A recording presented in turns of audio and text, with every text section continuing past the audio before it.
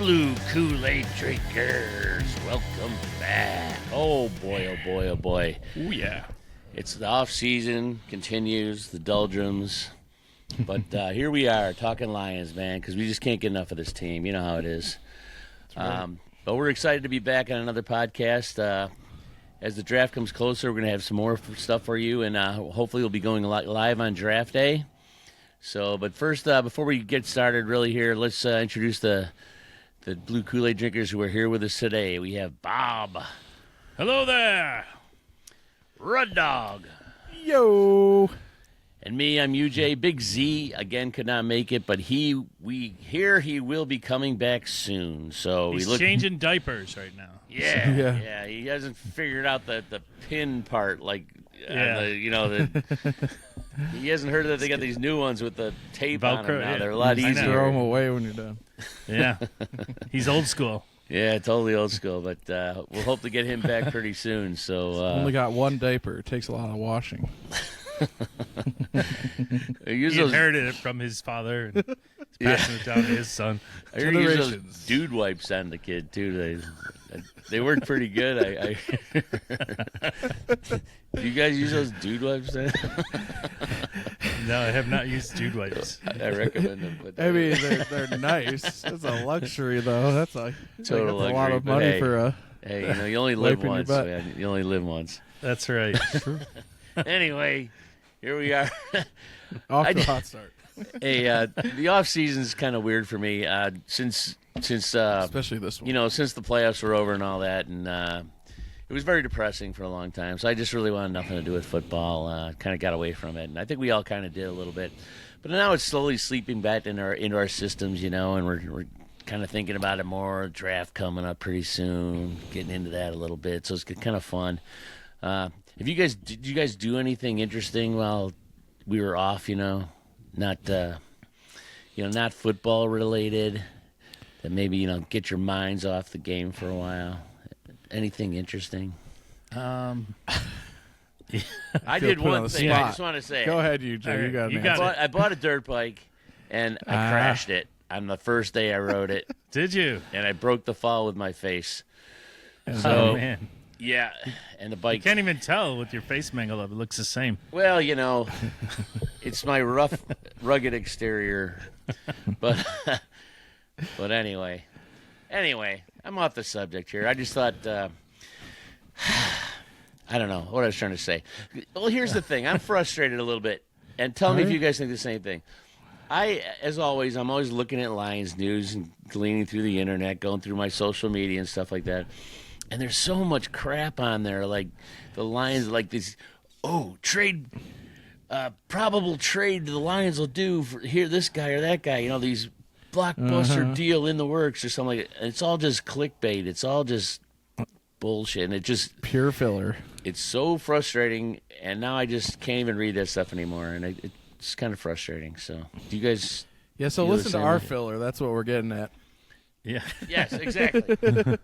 Exactly. No, I know what you mean, UJ. There's all these crazy trade scenarios, like, we're going to get Max Crosby and Myles Garrett with this simple trade, or whatever.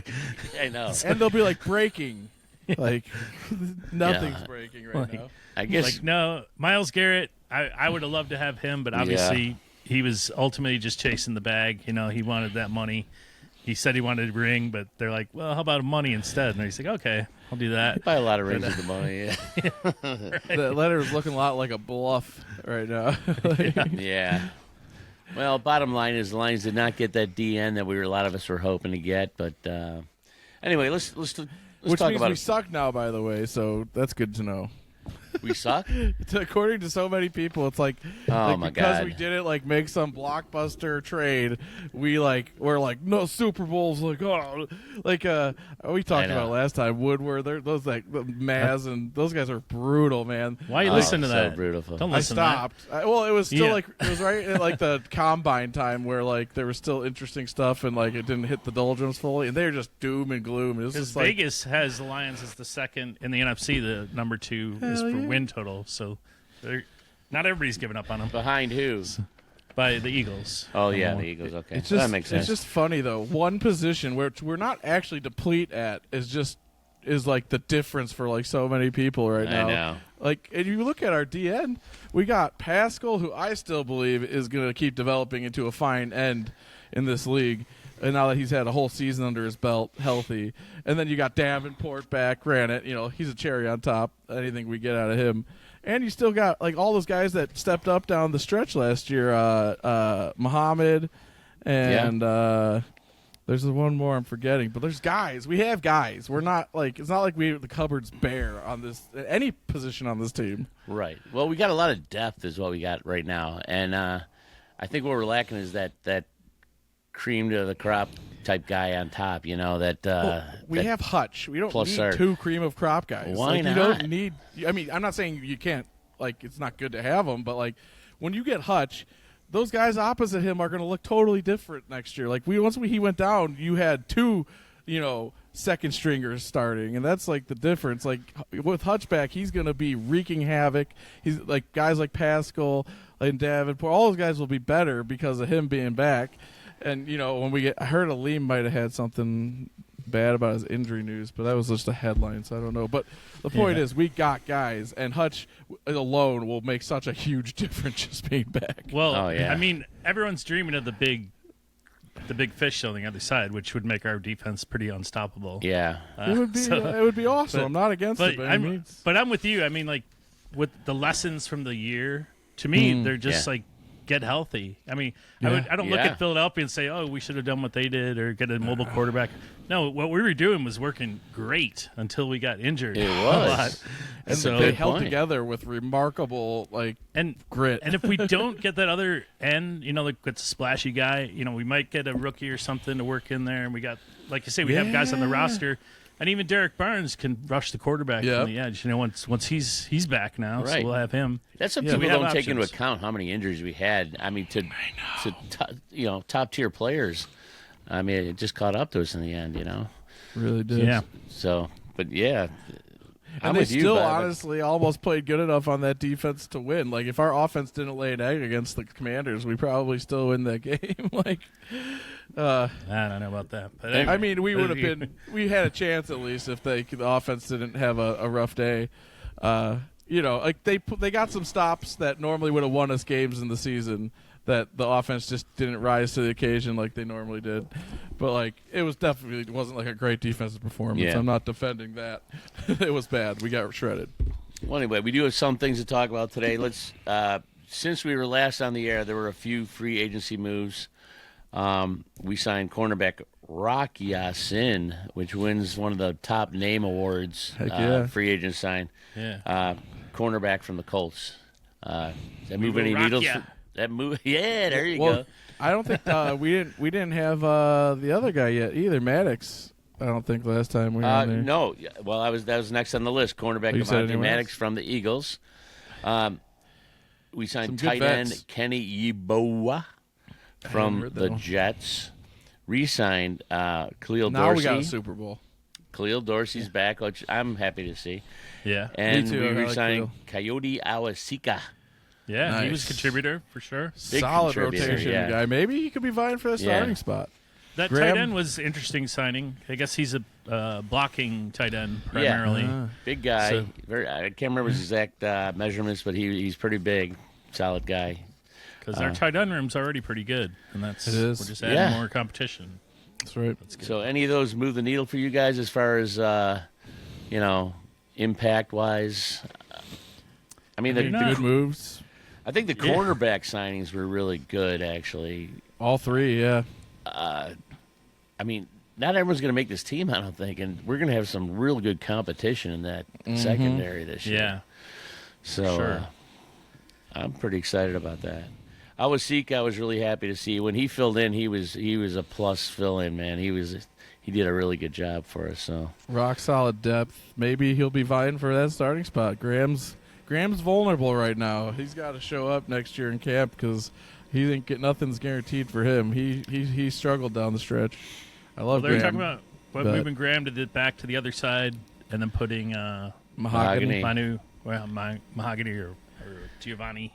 Yeah, Graham was better on the right side, I believe, if I'm not mistaken. Yeah, And he flipped because Zeitler was there last year, so they moved him. Right. so he could move back and maybe Like- be more comfortable. I don't know if he'll be Yeah. a starter, but I love him as a depth piece at the very least. He's a great, versatile interior lineman. Oh, yeah. So, like, For sure. I love that we still have him. I just don't know if he's going to, maybe it was just an end of the season downturn or something. Maybe he'll show up again, but, he is not exactly a spring chicken either. True, Yeah. true. But Well, that'd be awesome if they could win a ring with him on the team. Oh, he's Whether got, he's yeah. starting or backup. Just yes, because we drafted him and then let him go for a little bit. But I agree. it's nice to have him back. Plus, they say Same. he's the funniest guy in the locker room too. I hear. So Oh, really? I don't know. Yeah. Bringing him back was still, I love that move. And the fact that he showed up and played such great quality football for us for these last 2 years, I just love that. I love when your guys come home, It's great. It is. It's nice, and I'm a little sad. John Cominsky retired for medical reasons. He was a good guy in that team. Just a warrior out there, man. He was tough. Yeah. And, Helped turn that culture for Dan and Brad. Like, he helped set that tone. Yeah. Yeah, so it's sad to see him go. He wrote a real nice letter in the press thanking the Falcons for drafting him and thanking the Lions for, letting him shine. And, he seemed very grateful for the whole experience. So I'm going to miss him. I think he was a good guy, and he was fun to watch play. He was just one of those lunch pail guys, that just Yeah, man. he just worked his ass off, So it was fun. So Did he? So he'll be officially retired as a Lion then? Is that how that works? well, that's a good question. He's retired from the NFL. I would imagine. I don't know. I mean, it's the team you're with when you hang it up, right? I guess You unless you go to the Hall of Fame and you choose whichever team. don't sometimes those players go back to their original team or something just to retire as the team? Like they don't even play again. They just resign Sometimes. just for retirement. But he didn't play that long. No, where, he was never a star for them either. No, he had 3 years with the Falcons, I think, before he came to us, and had two productive years with us, and then the injured year. So he was 6 years in the league, I think, or is it 7? 6 or 7? And Anyway, played but, arguably his best football with us, right? Yeah, I think so. I definitely Started think more so. with us, I think. He started shining with the Falcons until they changed their defensive right. approach, and then all of a sudden he fell out of favor, and that's why they let him go. So he didn't fit in as much, but he fit in pretty good with us. So I think that room was starting to get a little crowded anyway with him, for talent wise too. As much as I Yeah. love him, as like you said, lunch pail guy. I think you're going to add another high rank draft pick this year, and he was already kind of, where was he going to fit in the rotation last year before the injuries happened? that's true. That's true. As much as I like him. I mean, granted, it's hard to say because he got injured so early too. So it was you never really got a chance to see where he fell into that lineup. Hey, he just falls into the category of the player I liked, and I Yeah, just, heck yeah. that's all. And over the years, we've leaned on that a lot because we like certain players because the team was so bad over the years. Sure. But now we have a great team, and I still, fall in love with some of these players, as players, and Of course. so gonna miss them. So anyway, the We'll Lions miss are John. picking up Jameson Williams' 5th-year option, which I thought was interesting. I think some people thought he would get an extension, but I think Brad's playing it smart here, not committing too much money yet. But and they're picking up his 5th year, but this is going into his 4th, right? So we got him for 2 more years? I believe so, yeah, because Yeah. if you're not a first-round pick, I think they have a 5th-year option with you. He's a first-round pick, though. Oh, or maybe if it's your first-round pick. Yeah, first-round picks It's get first 5th-year round. I had it options. backwards. But I he's had it going backwards. into year 4, though. Yeah, so we anyway, picked it up a year early, too, so we didn't even have to do that. We just decided we're going to lock him down for the next 2 years. Well, Granted, exactly. Odds are if he produces like we think he can and outdoes what he did this year, he'll probably renegotiate after the season next year, but at least it'll be under contract. right. But I think the reasoning here is this money, pure and simple.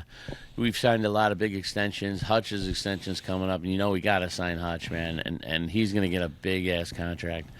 Well, he's going into year 4 Kirby too, isn't Joseph's going to get a contract eventually here. he? Kirby, I heard Kirby. They already gave him a raise, didn't they? They gave him some kind of raise, yeah, which I didn't quite understand how that worked, but they did reward his efforts somehow. But either way, eventually he's going to want an extension, and some of these guys are going to.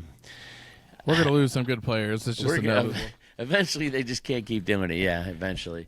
That's why I think they were keeping the options open with JMO. We all love him, but I mean, just saying like, what if he's a guy we got to let go in 2 years, or if, I don't know.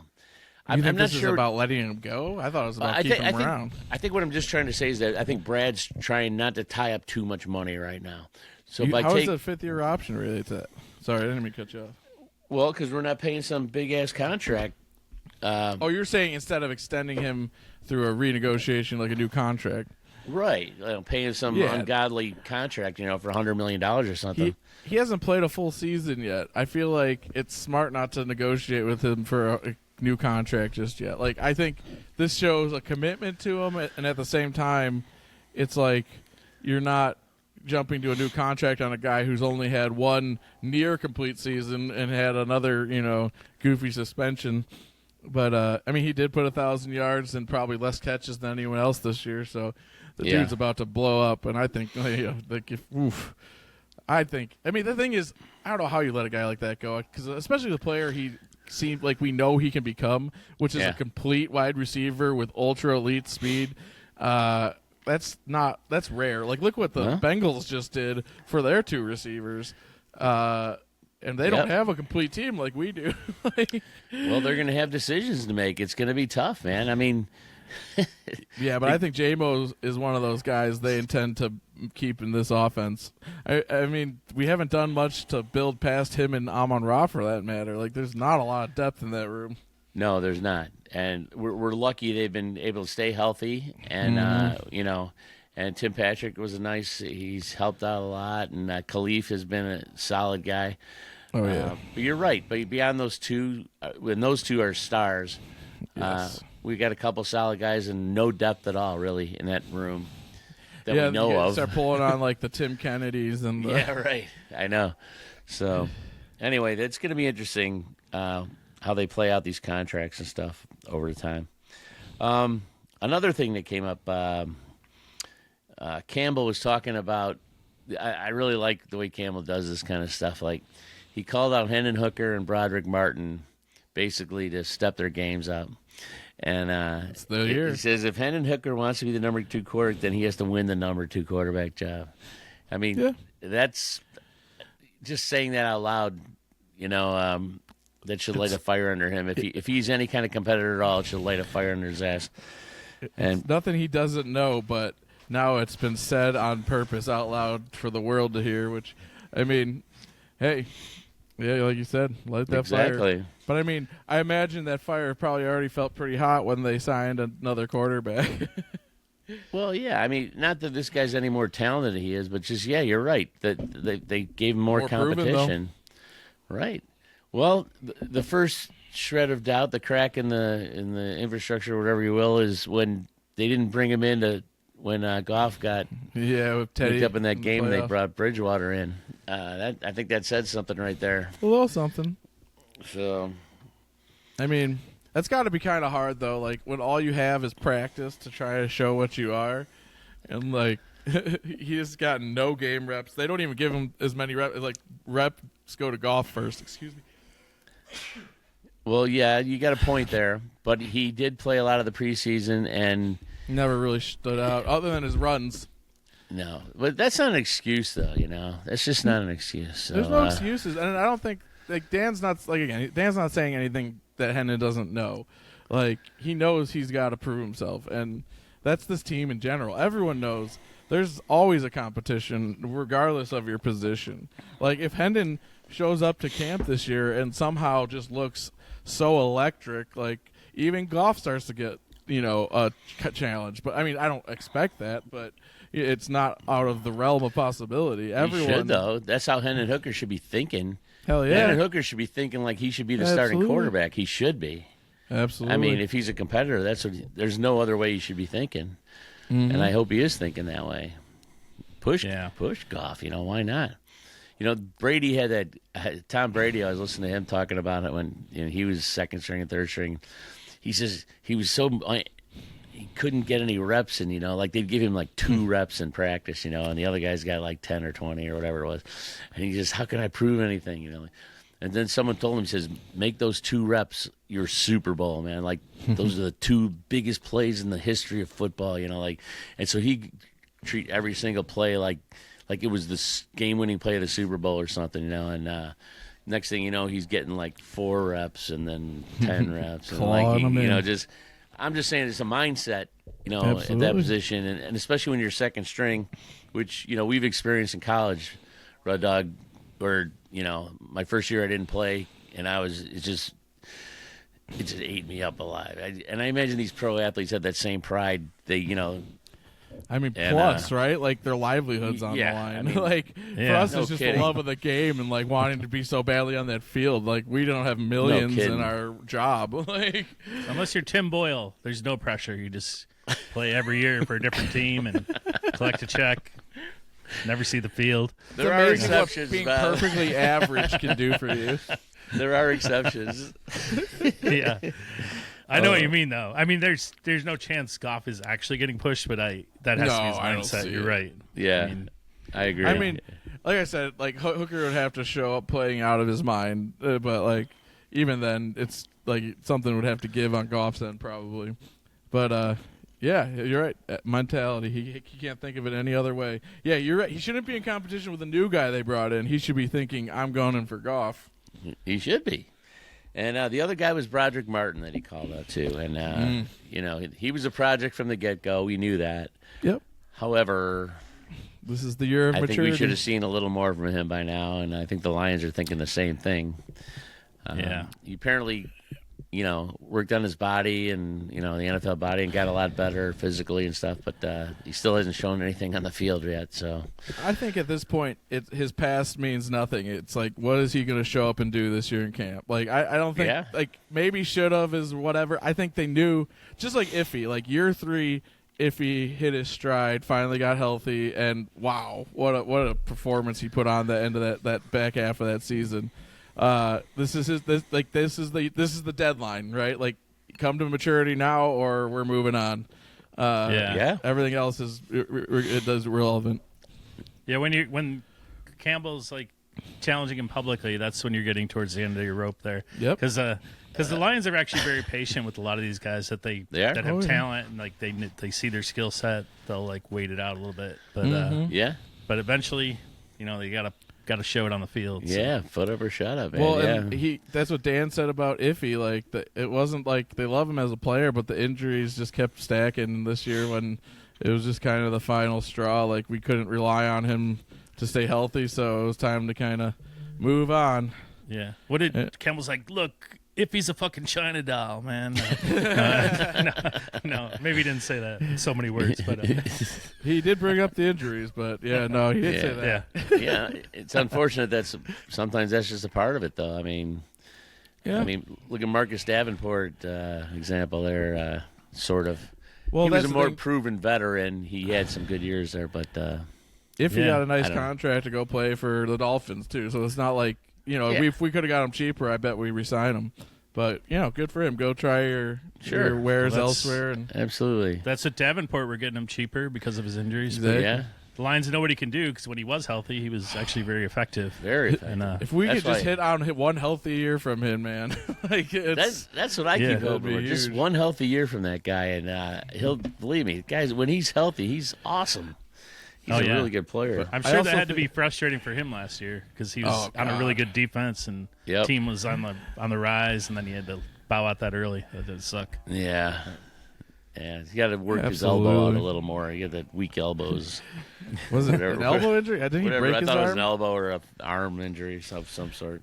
Well, I also think Pascal will make it so you don't necessarily have to lean on him on early downs necessarily as much. I think at the very least, I expect Pascal to be a really rock solid first and second down type D end who can, really stop the run, and then if it turns into a pass, still kind of make something happen from time to time. If not, develop into something a little more potent than that. But like you could alleviate Davenport more with him now because he put together a solid season. I think none of us are down on Pascal. Really, it's just that we were Just hoping no he'd have a one is little high higher on him. ceiling. He's a really solid player. I believe he's become a very solid player, but Yeah, but it seems like the he's first just- season he's played healthy. So I mean, I say the ceiling is to be determined. The athletic traits are there.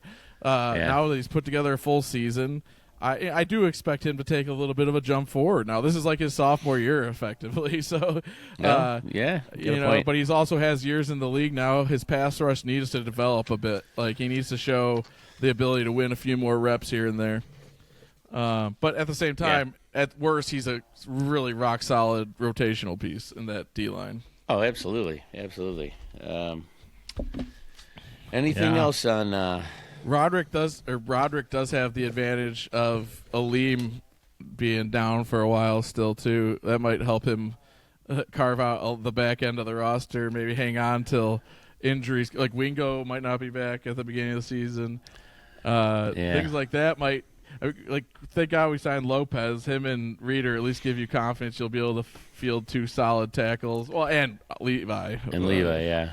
I think we're kind of solid on the D line. I mean, I'm not, Jamal Adams we signed back. not too worried right now. So. Oh, by the way, Iffy leaving was what my most disappointing part of this offseason, by the way. We forgot about it last podcast to mention it. We got hung up on Zeitler.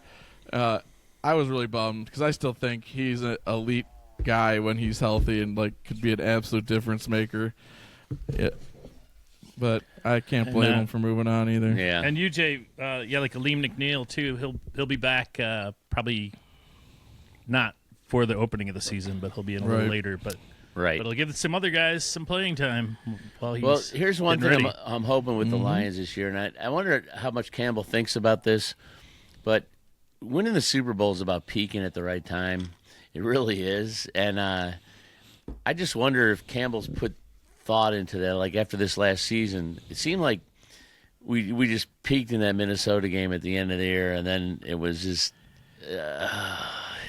I don't know. We just quite sort of lost the edge a bit going into the playoffs, even with the bye week and stuff. And maybe it just seems that way. Maybe that's just the illusion of it. It could be the injuries. You know, it could be a lot of things. Just an off day could have been the explanation for that game. That's the problem. Like when it's the playoffs, you just one day and you're done. Like if you don't have a good day, you're done. It is, but it's peak. There's something about peaking though. I mean, these teams are playing their best football right at the end of the year, and that's when it should be. And I wonder if Campbell puts this into his thought processes. Like, how do you plan for a team to peak at a certain time in a 17-game season, and then the playoffs and stuff? It's got to be really hard. I'm sure he assesses like everybody else on the team. He assesses everything every year, like in his own coaching and his own. Because I think part of that was the injuries, and it was very impressive the way they kept going with all the injuries. And they still were dominant, and but then the playoffs, that bye had to look really good. Like shit, we got so many injuries. That bye would be so nice right now. Yeah. So it made it a little more valuable, maybe. But here's maybe it would have been better to play the extra game. But sometimes I think that the bye division is was on the line too. I think the bye can be the worst thing for you. Like it's like you lose that edge, where you're going week to week to week, and then you relax a second off the and then, throttle. and then you let your foot off the throttle freak, and then now you have to press the gas on again. It's just I think sometimes that's a detriment to you. I really do. It plays out that way plenty of times. Like look at the college playoff this year. Did any 1 seed or any bye team win? I think all of them lost right away.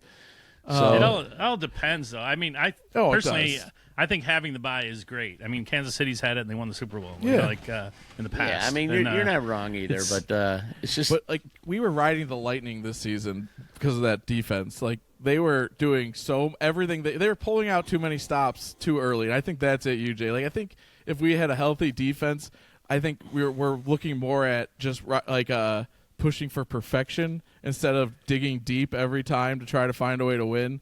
Like I think I brought up last time, like when you have to tap into emotions, you're getting off base, and then things get more chaotic. Things get a little more unpredictable. Like, and you can pull off amazing feats, like 15-2, beating a 14-win team in the final division rival in the final game of the season in outstanding fashion, and I still think the celebrations of both teams really were evident. Like when the Vikings won the week before, they celebrated like they won the Super Bowl, and then when we beat them, we celebrated like we won the Super Bowl. Both teams out in the first round. I think it's just if that defense, the way it was trending in those first 4 games, we were going to be a top 5 defense, trending towards maybe the best defense, or at least top 2. I kind of disagree with you on that though, Red Dog. Because I think Campbell's got these guys very businesslike. I mean, he does use emotion and stuff, but that's not his primary thing. Where he's just but I think he needed to this year though. But I don't know. I think they take it one game at a time. I mean, it turned out bad in that one game, but true. Whatever the reason, I don't think it was because he's too emotional. No, that's not what I'm saying. He's too emotional. I'm saying he had to tap into it to dig performance out of a depleted defense. Like when you gotta and the offense had to pick up the slack and stuff. And I just think he used it to try to rile them up to get the best out of them. And I just think it moved us away from that level of that level-headedness just a little tiny bit, enough to where we were a bit depleted when we hit the Commanders in an emotional way. We blew our wad, so to speak, and then we hit the playoffs, and we hadn't fully got back on business mindset yet. And I don't know. I don't think it's a massive degree. I think just to a slight degree, and then little things went wrong in that game, and everything just kind of cascaded, and we lost, and it was a bad day. But even Dan said, it was one day we played bad. It was a bad day to play our best football, and so ultimately that's what it is, and you can't do that in the playoffs. Well, you have to keep level-headed about it. I mean, you lose your mind in this game if you and these players, when you see the interviews and stuff, and they're usually so boring, oh yeah, well, we're one day at a time, and we're just trying to make myself a little better each day, and right, all the cliches. It's all just so cliche bullshit. But that being said, it's so true. I mean, they have to live that, and then that's what they have to do, and that has to be their mindset. It has to be. And it's boring for the fans listening to interviews, but there's no one magic bullet. I mean, no. You look at the Commanders last year; they were riding on emotion and having fun, and until they hit the ball the next week. But I mean, that's how they came with the Lions game, and it worked for them. Yeah, right. So who knows? Well, that's what emotions are potent. That's what I'm saying. But they're chaotic. If they can just as much get you that unpredictable win as screw you over the next week by taking a dip. They're up and down if you're using emotions as a tool for motivation. Yeah. If you're riding that edge of perfection, that business I think we would have if our defense was healthier. I don't think he would have tapped in just as much as he did. And like I said, only by a small degree. I just think that had a little effect and just helped make all the rest of it kind of fall apart in the game. Yeah, it's amazing how we can analyze this stuff. I know.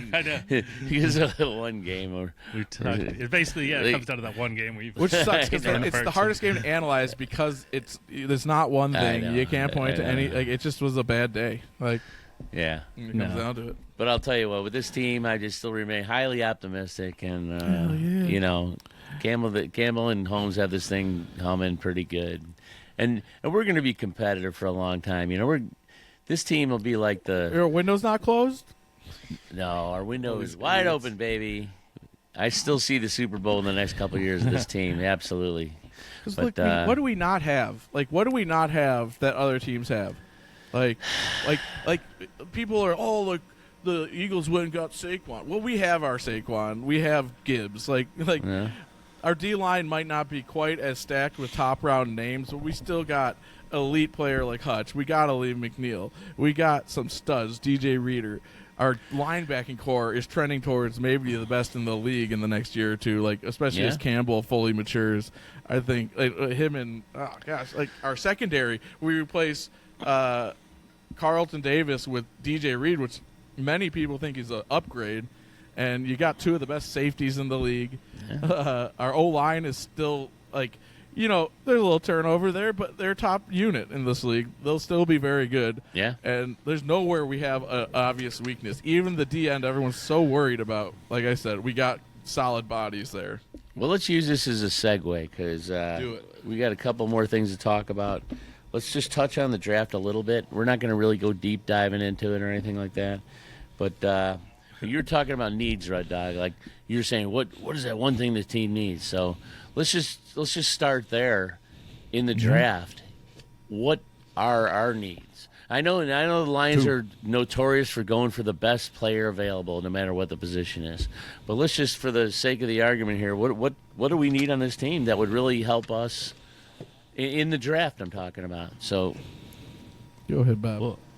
Well, I think it does come down to the best player available thing. Like I could see them going offensive line, picking up a guard or something, or if there is a defensive end that's available there that they like, they might take a swing there. But I could also see them waiting to take somebody because it all depends on their analysis. I mean, like you said, this team is so well constructed right now. They could go anywhere. I would be shocked if they got a running back in the first round, but you never know. Who's that guy? The guy who's like the top guy. Genty? Yeah. Oh, he looks God. awesome. That guy, I hope the Bears don't get him, man. I'm really hoping they don't. Yeah, I hope not. No one in our division, let's just put it that way. But I hope they go to the trenches unless there's some magical impact player out there. Yeah, I'm kind of in agreement with you. And I'm talking about D-line, mainly edge or O-line. And they talked about wide receiver as a kind of a need with this team just to get a young wide receiver. And I could see them picking a wide receiver somewhere in this draft, too, in the top 3 rounds maybe. Yeah. I don't think in the first round, but, It depends on who's there. Yeah. But this isn't really a big wide receiver draft as compared to some other years. This is big on defensive linemen and offensive linemen. This is a really good draft for linemen. So that could mean, though, you're facing like the top receiver potentially falling close to us or something like that, though. Like, you know what I mean? Like, we could be it could be like the difference of one of the top 3 receivers versus like one of the top 6 or 7 D linemen. Like if it falls that way, it potentially. I agree with what Bob said. He nailed it. If you could find if they see a guy who they just think is the guy and could be an impact player, like a cornerback wouldn't surprise me or piss me off. Like an elite cornerback. Like I heard there's one that like some people really were high on that they think could be falling towards the end of the first round. I would not be mad about that for a second. Elite secondaries do magical things in this league. There's always the flavor of the moment. And right now, everyone just saw the Eagles' D-line absolutely decimate the Chiefs in the Super Bowl. So everyone's thinking, obviously, we need to have all first-round picks across our D-line because that's how you win the Super Bowl, which it could be. But you've also seen, I can't think of anything off the top of my head, but you've seen them, elite secondaries, and you're just like, oh, God, I wish we had that. Like look what these guys do. Sure. And like if we had another first-round cornerback to add, like across from Terrion and Reed, like we could just be an absolute shutdown. Oh, the the Seahawks secondary. That was like everyone that was a joy to watch. When you have elite secondary, like any elite units are worthwhile. So like impact players that you think could step right in and play a role on this team, then upgrade you, are all worth it, no matter what position they play. Well, you make a good argument regarding the secondary, but I'll be a little disappointed if they pick a cornerback, to be honest with you, with the first pick. Fair. I would too. I want an edge guy or an offensive lineman guy. So I'm with you, though. Those are the biggest needs. Like I would say, I don't think the need is as big across the line from Hutch as everyone thinks, because I think a higher regard for Pascal's upside and where I believe he'll go. But at the same time, there's some studs that if you like them, by all means. Or a D tackle, I wouldn't be mad about, but or like an elite guard though would be sweet, because looking at the depth chart, as people have laid out the depth chart, and the only place on like the whole team where it's one deep is our left guard, and it's Graham Glasgow, who was not outstanding at the end of the year. So an elite guard would be awesome. Could you guys see any situation like say Abdul Carter's foot is like questionable. He starts dropping to like 12. Could you see Brad Holmes moving up Absolutely. and like taking a swing? Well, I didn't want to get there yet, but I fantasize this scenario where, look, we've been building depth on this team, and and this team has a lot of depth now. I mean, with the signings we just made this year, plus our guys coming back healthy, we're a pretty deep team, pretty deep. Oh yeah, barring injury. So this might be the time to take that shot on a high draft pick. Trade up high. yeah. What if we get a trade for Abdul Carter, man? What if we move up to like number 2 pick in the draft or something like and give away a bunch of? Can you imagine Abdul Carter and Hutch? Good Lord, man! Oh yeah, that would be insane. It would be. Insane. It would absolutely. And you'd have him on a rookie deal. All those picks everyone wanted to trade for Garrett. We got him on a rookie deal. Oh my God, that would be just. I'd go nuts. Well, I do. Here's what my gut is telling me, UJ and Bob. Like, I think that I feel like Brad's going to trade up because I don't think, like we've talked about, you can't house 6 players in a draft right now on this roster. They won't make the team. Like, we're going to end up cutting more rookies as time goes on because we've built such a deep roster and a quality roster that. Very good point. Very good point. Like, screw some of them picks. Get an impact player that you like, but that could be someone like Mike Green from Marshall, right? Like, some people are absolutely enamored with him and his ability to get after the passer. He's not necessarily the best edge setter per se, but that I mean, maybe we don't need that. We got a bunch of guys who are solid at shutting down the run, like something like that. Like, I think I could definitely see. I almost feel like that's going to be the case. And Brad's shown he's willing to trade up when his guys are in range.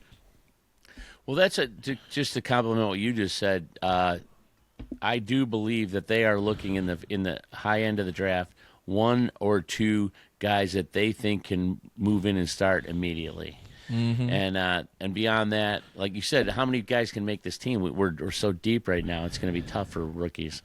Yeah. But if we get 1 or 2 guys on the top end of the draft that can make a difference on this team, that's why, to me, the idea of moving up sounds like a good idea to me now. We don't need a ton of guys at a ton of positions. But if we get a couple top quality guys, like man, I'd give away some draft picks to get Abdul Carter, man. Oh man, I'm telling you, a guy like that, or I don't know. You'd have to go really move top 5 for sure. Which it'd be is very like, expensive. It's going to be expensive, but maybe not as expensive as everyone wanted to do for Garrett. And you're not paying the outrageous contract that you would have for Garrett. That's where like F them picks could totally come into play in that regard. And then suddenly everyone's Super Bowl meter will be back on. Oh, yeah, I know everyone's Super Bowl meter. Super Bowl bound again.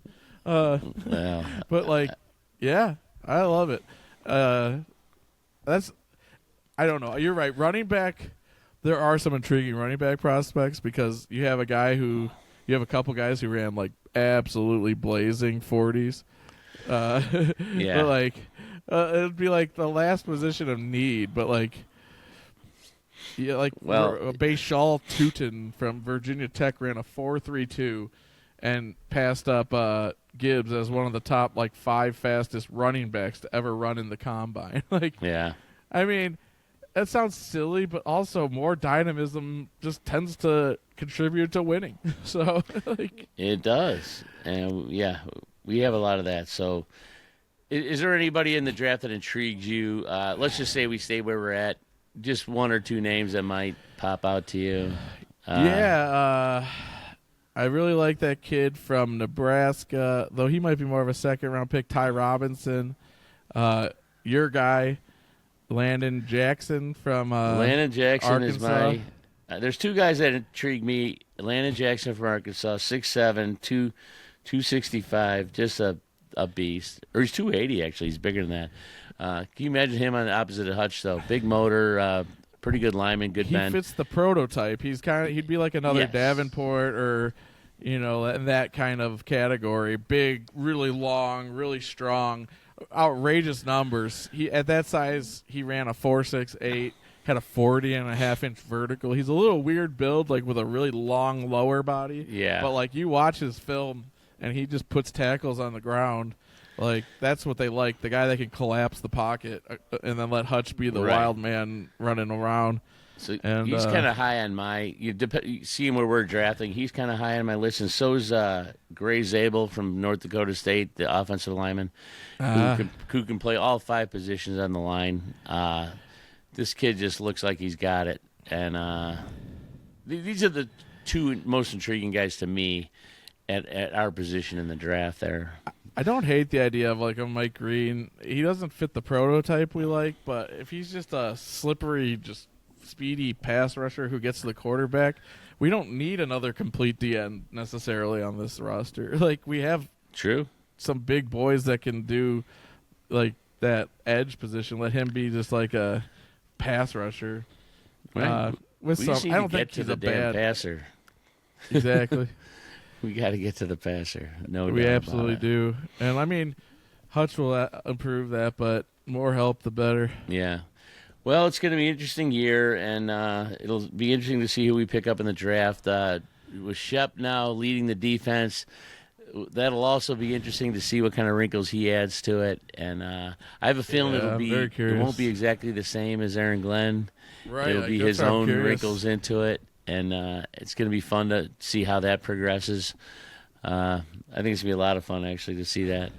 But I think I get the impression that Campbell really they're putting resources in that they want this defense shored up, man.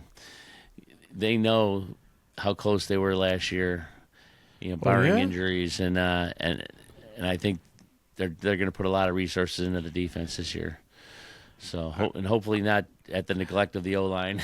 I don't know how many more. Like you said, they're still like even as tough as that was. Well, you're right. Injuries is the still like the cloud that looms. It's like. You gotta trust that that won't happen again. All these guys come back healthy, like Hutch and Aleem, and Barnes. Like that's the toughest part is projecting them to stay healthy. But if they do, that defense was trending top 5, and I add another top talent to that, and I don't see why it doesn't hit that mark this year. Our guys play with such fury and vengeance out there, like they're, I don't know if that contributes to injuries, just the way these guys play. But, man, I do wonder that a little bit. They played with such fury. It was so much fun to watch. And I don't know. I don't want to lose that part of our game. But what would you feel if they went and picked like a top linebacker or something like? Well, I thought about that Jihad Carter from Alabama. Campbell, I'm sorry, Jihad Campbell. He's an intriguing guy. Okay. 4.5, 240 at 6'3", 235. I wouldn't be opposed to it. I mean, so I don't know. We have a lot of good linebacker talent, but like Bob said, impact players, man. You find a place for them.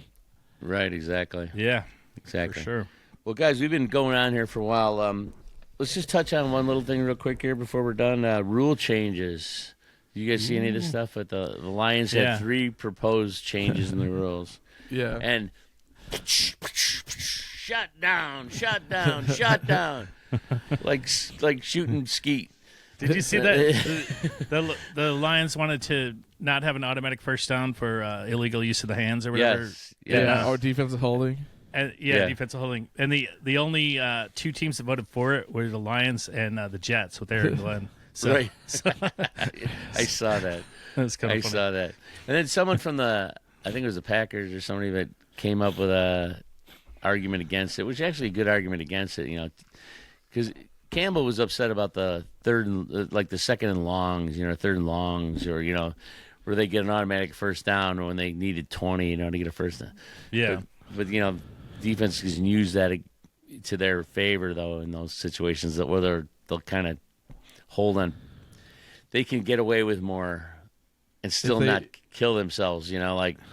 Oh, yeah. Like I'm not explaining it right, but it is a weird penalty though. Like 5 yards, automatic first down. it's like you don't get a lot of yards up, but you get that first down's a killer. Yeah, it's very punitive. Yeah. I see that point too, UJ, what you're talking about. So Yeah, I see so both sides on that. anyway, that's not going to change. The one that was in our chat we talked about was the division winners not getting they can get lower seeding to the wild card with more wins, which I am totally against. I think you were on the other side of this, UJ. I am on the other side of it. I think I'm if you on the win your fence. division, you're in the playoffs. Yeah, definitely. But got you shouldn't the Goldilocks. have the home field advantage over a team that won 4 more games than you did, in my opinion. But like you know. I can see it from both sides because it does in a way, it diminishes your efforts of the regular season. Like, you put together a great record, and you fall to the last seed potentially still, or, like, one of the lower seeds. Yeah. But, at the same time, it's like, I don't know, there's, like, a historical aspect to the other side. Like, this is the way it's always been. And you defend your division. The division gets to defend their home turf. The division winner gets to defend their home turf. And a weak division can lose. Like, just like in real life, just because you hold the kingdom doesn't mean an unmoored army can't come in and take it from you. And that's what happens. Like, better team comes in and wins, and you didn't win your division. But I do think it cheapens it sometimes when you have such weak ass divisions. It just looks bad. It does. I don't know. That changes all the time. It does. Like, it changes. look how good the Central was this year. I mean, the North. Oh, you're going back in time there. I know. I don't like the the Norris Lions. division. Yeah, Yeah. no, but then there's a lot of factors because how someone else is saying, yeah, the wild card teams also they get a weaker schedule, right? I mean, division winners have to play a tougher schedule. So the next season, you mean? Yeah. So Well, there's all kinds of things to balance it out. And I saw one modification they were talking about. Maybe if the division winner is 500 or below, then they don't get the home field. Otherwise, you get it. I mean, That's okay. That's better. Like the one the Lions, like pure seeding, I don't like. I think division should really matter. I do think maybe the weakest division does risk losing that advantage if they're so weak that the whole division just sucks that they can't produce a team that looks even worthy of the playoffs. Like, that team should risk losing their home field advantage maybe. But beyond that, I'm fine with the way it is. I don't think pure seeding is the way to go. But I think a modification could work. But the Lions' way they propose it was like pure seeding, right? Just strength of record. And then that's also not right because records aren't a flat comparison. Everyone has a different schedule, and a lot of things factor into why people have more wins and stuff. And it's just I don't want to be too punitive. The bottom line is not the end of the world for me either way they do it. Yeah. So I have a slight feeling one way or you guys feeling the other way, but in the end, the one argument I didn't really. like, I didn't get. My cousin in the chat was it made the Lions look weak, like they were complaining they had to fight the Commanders. But I thought it was more like they were more like. It was more about watching the Vikings have to fall to the 5 seed after winning 14 games. Yeah. And that just seemed kind of wrong in a way. But nothing's going to be perfectly fair, and there's enough historical precedent, and the way it is fine. And I'm good about history, man. I like tradition, so tradition's okay with me. The other rule proposal they did was a proposal to allow players who are placed on injured reserve prior to the regular season to not count against the regular season 90-man roster limit. And that got tabled. I think that they just don't like the Lions or something. Whatever you guys say now. This is the first year we got shot down. That they're looking at it later? Or they're looking at it later. Okay. So we've had some successful things passed in recent years, though, haven't we? It seems like a logical ask, though. If a guy's injured and can't play, why should he count against the 90-man roster? Yeah. But the NFL's bullshit. They keep extending the season and don't help the roster be bigger. Like, it needs to be addressed. Like that's my biggest problem. Like, you're gonna you keep demanding more of these players, but then keep this bullshit 43 man active day roster of the game. Like, I don't know. I just think they need to address roster size that one in general. Still befuddles me. I'm not going to lie to you guys. Like, if you get a 55-man, or 55, right, man 53. roster, 53, why can't they just all suit up on game day? What the hell? It's so weird. When I played in college, we had 100 guys, and they all suited up on game day. Yeah. So it's a weird rule. I don't know.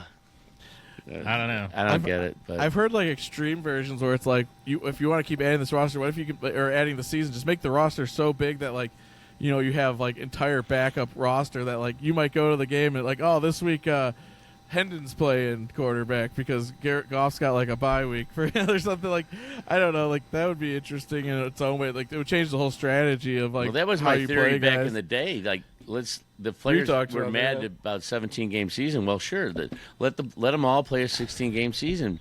Have a 17-game season, but the players can only play 16.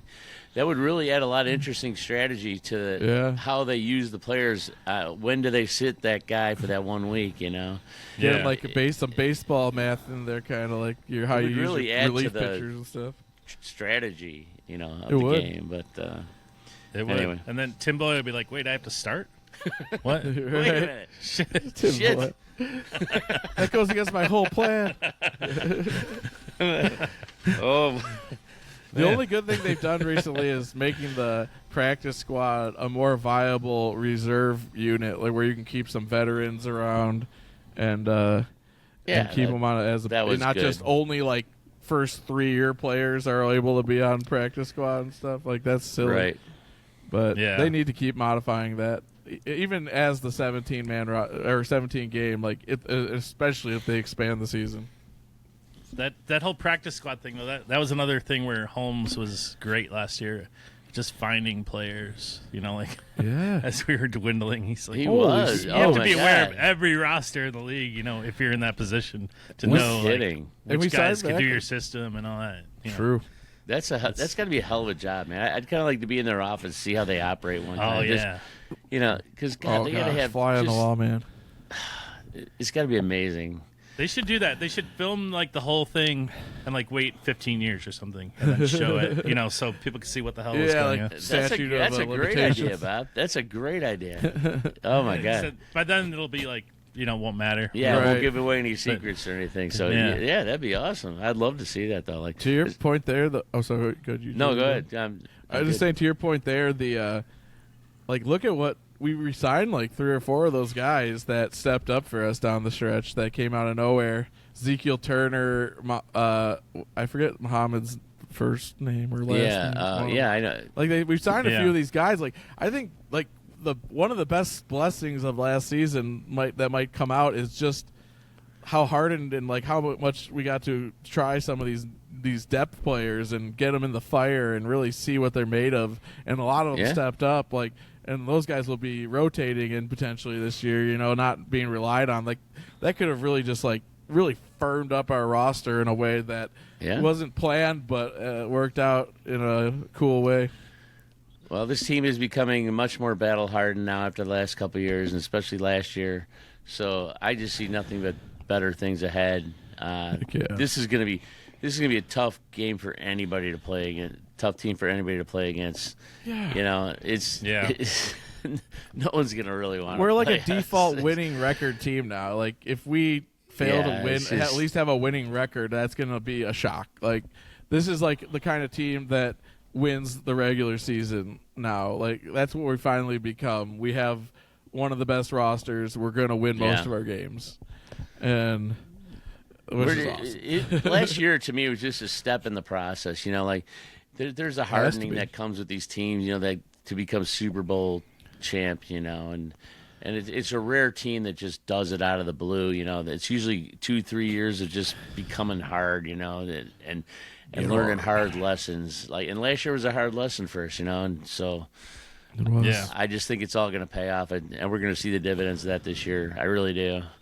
So, I know. We just got to close the deal. close the deal, baby. That's right. The 49ers have been like right on the cusp for like several years now. And now it looks like they're going to fall back at least for this year. But we have one But, thing the 49ers haven't had, which is a franchise quarterback, baby.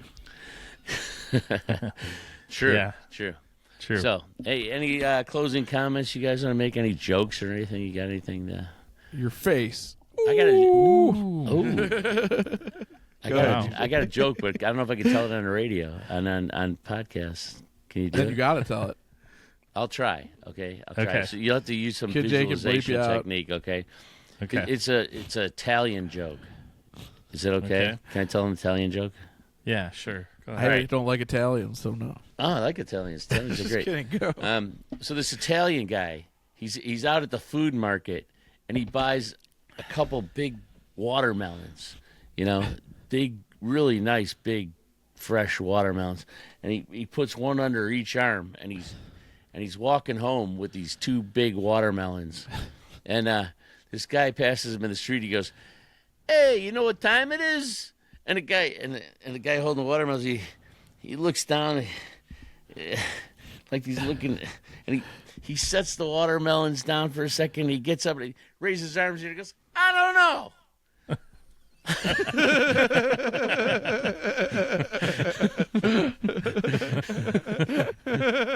I like it.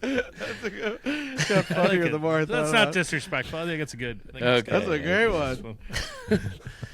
All right. Especially All right. like it would have been kind of funny without the Italian factor, but then the Italian factor just adds another Well, they layer. talk in No. their hands like, "Hey, yeah." That's the Italian factor right there. Yeah, right That's there. fine. Well, I'm saying like it was kind of funny already that he just put the watermelons down and says I don't know, but then you add the Italian, it just adds a nice funny layer. Well, thanks I'm for complimenting you, diagnosing Joe. that joke for me. Yeah. Explaining You things. decided I how am it the would be joke. worse. Joke. diagnoser, so All you're right. welcome. So, any last comments, you guys? I think it's time. Yeah. Oh, wait. Yeah. Before you go off the air here, Yeah. It's time don't we have like a to mock draft say- coming up in a couple weeks? Because isn't the actual draft in like It's getting month or close. less? At the end of the Yeah. month, right? Yes. So- It's so April it's- 20th, I believe, is the day. So I'd say in 24th, the I next thought. couple of I weeks could be we're going to do a mistaken, mock 22nd. draft, which we always do. So Yes. Look so for that. I'm sure Kid Yeah. J, we're Get going to ready be for our talking about shots this. in the We're going dark, to do a y'all. mock draft. Yes, we are. It's definitely in the cards. Hopefully, Big Z will be back. He's big on that. And yeah, we're definitely going to do a mock draft for sure, We're gonna have perfect accuracy. as Yeah. we always do. If Big Z purchases a second diaper, he Yeah. might be able to get it done. I Hey, told pitch you, in, you guys. We have a GoFundMe. Pitch in for Z's second diaper.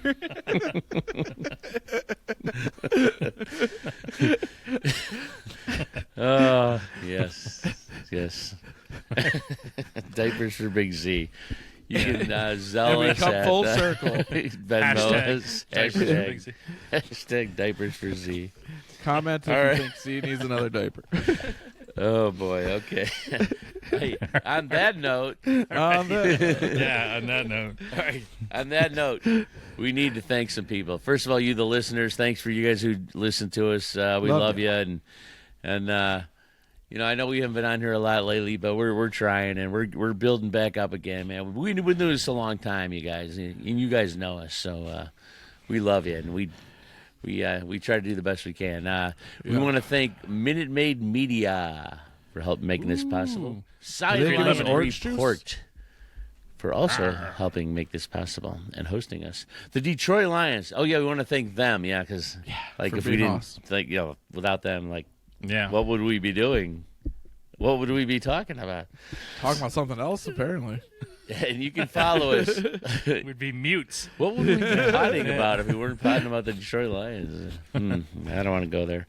Diapers, Okay. probably. You can follow us at Instagram at Drinking the Blue Kool-Aid, Twitter/X at Drinking Lions, YouTube Drinking the Blue Kool-Aid. Where we'll have our Email live us stream your of thoughts the draft. or record a question or reaction that could be used in the show. Because we do show this on YouTube, and our producer, Kid J, the great Kid J, who does amazing things, The best. puts out a lot of little shorts and video. He helps produce this thing. He's Wait. amazing. What about We- Kid? Greatest producer in the oh business. my God. I am remiss. Sorry, guys. You are. Let's especially thank our producer, Kid J. Kid J. Kid J. Woo! All right. He's the best. He's the best in the business. No So, one's ever yeah, gonna thanks, Kid keep J. him down. We love you, man. You are the best. So, email us if you want at drinkingblue at gmail.com. And, boy, I don't know. FaceTime us. We'll chat. It's cool. Yeah, come on, send us money. Yeah. I don't know. Do whatever you want. DM me. So drink some Kool-Aid. Hey, you know what we should do for the draft, though? We should have our favorite like elixir for the draft night. I think that'd be a good idea. What do you think? Our favorite elixir? Like Yeah. The Blue elixir of Kool-Aid? life. Yeah. I mean, Blue Kool-Aid. Yeah. All right. Anyway. All right, guys.